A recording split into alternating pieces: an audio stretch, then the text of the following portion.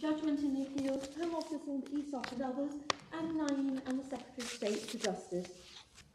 The Equality Act 2010 protects against two main types of discrimination, direct and indirect. Direct discrimination is a comparatively easy concept. It is treating someone less favourably because he has a protected characteristic, such as his race or his sex. Indirect discrimination is not so easy. It consists of applying to someone of, say, one race or sex, the same provision, criterion, or practice which is applied to others of a different race or sex, but which places people who share the complainant's race or sex at a particular disadvantage compared with people who don't share it, and which actually disadvantages the particular complainant. A common example is having a height or a strength requirement for a particular job, which places women at a disadvantage compared with men because they are, on average, less tall and less strong than men. But some women may, of course, be able to meet the requirement, and many may not. But this is not unlawful if the requirement in question is shown to be justified. These two cases raise different questions about the meaning of indirect discrimination. Mr. Essop is a civil servant. He is the lead appellant in a group of people employed by the Home Office who were required to pass a core skills assessment as a condition of promotion. Statistically, older and black and minority ethnic candidates were significantly more likely to fail the test. No one knew why this was so. The applicants claimed that requiring them to pass the test put them at a particular disadvantage compared with younger or white candidates. So it would be unlawful unless it could be justified. The Home Office argued that it was necessary to know why the requirement put them at a disadvantage. Otherwise, it was not possible to know whether the disadvantage suffered by the group was the same disadvantage as the disadvantage suffered by the individual. This argument was accepted by the Employment Tribunal, rejected by the Employment Appeal Tribunal, but accepted by the Court of Appeal. The Supreme Court unanimously allows the civil servant's appeal, holding that there is nothing in the Equality Act to require a complainant to prove the reason for the particular disadvantage suffered. The disadvantage was the fact of failure, potential in some cases, actual in others. The group suffered from the potential disadvantage of failure, and the individuals suffered the actual failure.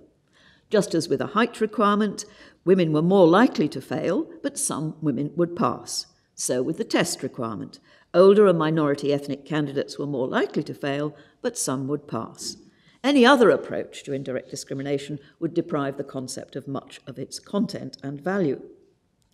The cases must therefore go back to the Employment Tribunal, where there are other issues to be decided, in particular, whether the requirement to take the test can be objectively justified as a proportionate means of achieving a legitimate aim. Mr. Naeem is a Muslim imam who works as a prison chaplain.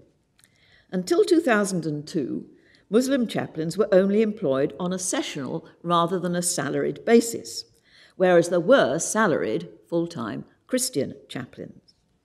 Mr. Naeem has been a salaried chaplain since 2004. As with many public sector jobs, there was a long incremental pay scale, rewarding length of service and experience. This meant that the Christian chaplains were, on average, paid more than the Muslim chaplains because their average length of service was longer. Mr. Naeem argued that the pay scale was indirectly discriminatory on grounds of religion and/or race. The main argument in this case was about who should be put into the pool for comparison. Was it all the prison chaplains or only those employed since 2002? If it was the former, then the Muslim chaplains were at a particular disadvantage. If it was the latter, they were not. The answer adopted by the Supreme Court is that all the employees affected by the provision, criterion, or practice in question are in the pool. In this case, that meant all prison chaplains, because they were all subject to the same incremental pay scale. This did put the Muslim chaplains at a particular disadvantage. It was also suggested in the Court of Appeal that the reason for the disadvantage suffered by the group and the individual had to be in some way related to their protected characteristic, in this case their religion or race. But there is nothing in the Equality Act to require this. Much of the indirect discrimination suffered by women, for example, is the result of their undertaking greater caring responsibilities within the family. But that is not intrinsic to being a woman. Rather, it is the result of social conditions and customs, just as the perceived lack of need for full-time Muslim chaplains before 2002 was the result of social conditions. However, the Employment Tribunal held that the provision, criterion or practice, the incremental pay scale, was justified. The prison service was moving towards a shorter scale, more closely reflecting the time taken to acquire the necessary skills and experience. But they had to do this in an orderly and structured way. This they had been doing until interrupted by government pay restraint. The Employment Appeal Tribunal held that the Employment Tribunal should have considered alternative solutions to the transitional problem. But in the view of the Supreme Court, it was a question of fact whether such alternative solutions were a realistic possibility.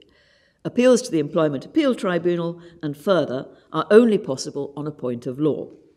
Hence, the Supreme Court holds that the Appeal Tribunal should not have interfered with the Employment Tribunal's conclusion that the provision, criterion or practice was justified, and this appeal is therefore dismissed.